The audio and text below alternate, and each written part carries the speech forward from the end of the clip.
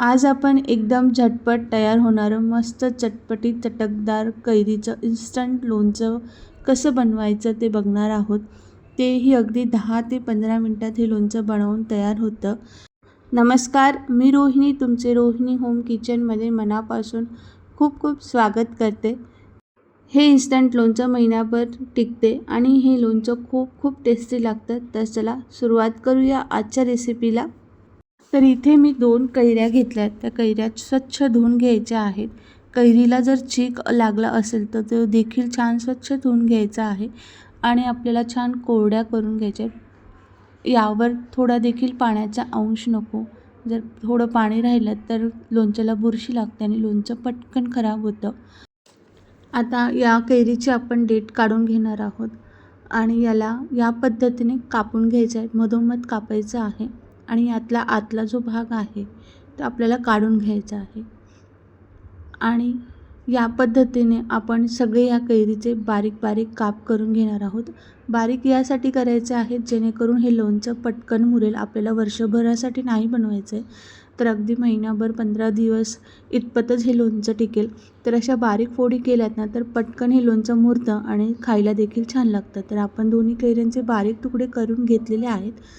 लोणचं करताना नेहमी काचेचा किंवा स्टीलच्या भांड्याचाच वापर करावा. तर इथे मी पाव चमचा हळद टाकून घेतलेली आहे.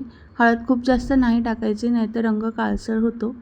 आणि चवीनुसार मीठ टाकून छान मिक्स करून घ्यायचं आहे, म्हणजे जेणेकरून मीठ आणि हळद जे आहे ती सगळ्या कैरींना व्यवस्थित लागेल. आणि हे थोडा वेळ आपल्याला झाकून द्यायचं आहे. हे छान मुरते तोपर्यंत आपण मसाला तयार करून घेऊया. इथे मी मोहरीची डाळ घेतली, बडीशेप घेतली, 3 लवंग, 3 काळी मिरी आणि थोडी मेथीची दाणे घेतले आहेत. आता बडीशेप, लवंग, काळी मिरी आणि मेथीचे दाणे आपल्याला खलबत्त्यामध्ये असे जाडसर कुटून घ्यायचं आहे. इथे मी 3 पळी तेल घेतलं आहे. तेल छान गरम झाल्यानंतर यामध्ये 2 लाल मिरची टाकली, थोडंसं हिंग टाकलं आहे पाव चमचा आणि मोहरीची डाळ टाकून घ्यायचे आणि जो आपण कुटून घेतलेला मसाला आहे तो टाकून घ्यायचा आहे. एका कैरीसाठी 1 ते 1.5 चमचा मोहरीची डाळ हे प्रमाण अगदी परफेक्ट आहे. तुम्ही तुमच्या आवडीनुसार कमी जास्त करू शकतात. अर्धा चमचा मी घरगुती लाल तिखट वापरले आणि रंग येण्यासाठी काश्मीरी लाल मिर्च पावडर अर्धा चमचा वापरलेला आहे. हे छान आपल्याला मिक्स करून घ्यायचं आहे. खूप खरपूस होईपर्यंत नाही भाजून घ्यायचं, नाहीतर मसाला आपला जळेल. आणि हे मिश्रण आपल्याला थोडं थंड झालं की लगेच आपल्याला कैरीवर टाकून घ्यायचं आहे आणि कैरीवर टाकल्यानंतर छान आपल्याला मिक्स करून घ्यायचं आहे, जेणेकरून हा मसाला सगळ्या कैरीला व्यवस्थित लागेल. तर असं हे आपलं इन्स्टंट लोणचं तुम्ही डाळ भाताबरोबर, गरमागरम पोळीबरोबर खाऊ शकतात. हे महिनाभर टिकणार देखील नाही, इतकं टेस्टी लागतं. तुम्ही नक्की ट्राय करून बघा. असा छान खमंग रेसिपी बघण्यासाठी माझ्या चॅनलला सबस्क्राईब करायला विसरू नका.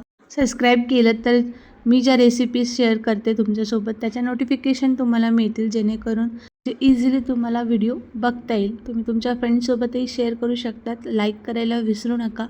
भेटूया एका पुन्हाच अशा छान खमंग चटपटी चटकदार रेसिपीसोबत. तोपर्यंत धन्यवाद.